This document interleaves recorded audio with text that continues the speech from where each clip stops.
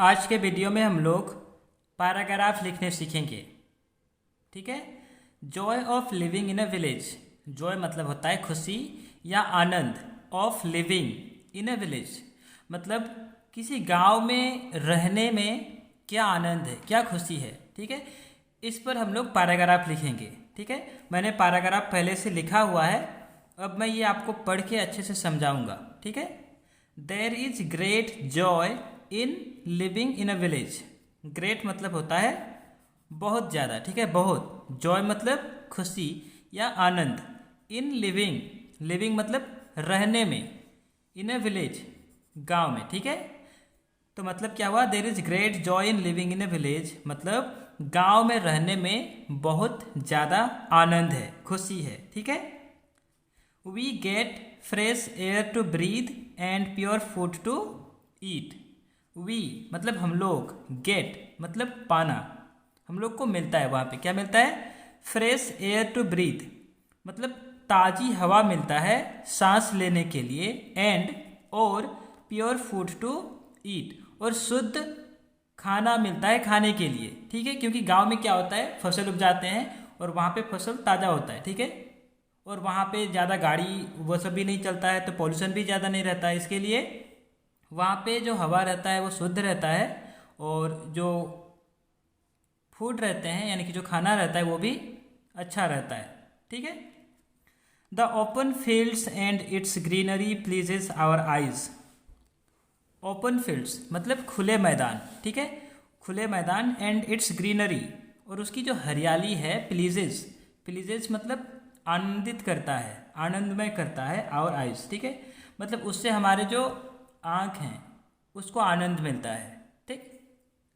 One is always at a peace of mind in the village. Always मतलब होता है हमेशा, पीस मतलब होता है शांति। ठीक है। पीस ऑफ माइंड मतलब दिमाग में शांति बनी रहती है। ठीक है। तो जो गांव में लोग रहते हैं वो हमेशा शांत रहते हैं, उनके दिमाग शांत रहता है। ठीक है। चंचल नहीं रहते वो लोग। ठीक है।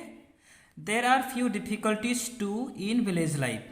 देर आर फ्यू मतलब कुछ, डिफिकल्टीज मतलब होती है परेशानियाँ। ठीक है। टू भी इन विलेज लाइफ कहने का मतलब है कि गांव के जीवन में कुछ परेशानियां भी हैं। ठीक है। वो क्या हैं, द रोड्स आर मडी। ठीक है। मडी मतलब मिट्टी का बना हुआ रहता है, मतलब उसमें मिट्टी धूल मिट्टी रहते हैं। रोड्स मतलब होते हैं सड़क। ठीक है। तो जो रोड है, जो सड़क है, वो उस पर धूल मिट्टी रहता है, वो साफ नहीं रहते हैं जैसे शहर में रहते हैं। ठीक है। There is no electricity. Electricity मतलब बिजली होता है। ठीक है। देर इज नो इलेक्ट्रिसिटी मतलब वहाँ पे बिजली नहीं होता है, और अगर होता भी है तो अच्छा कंडीशन में नहीं होता है। ठीक है।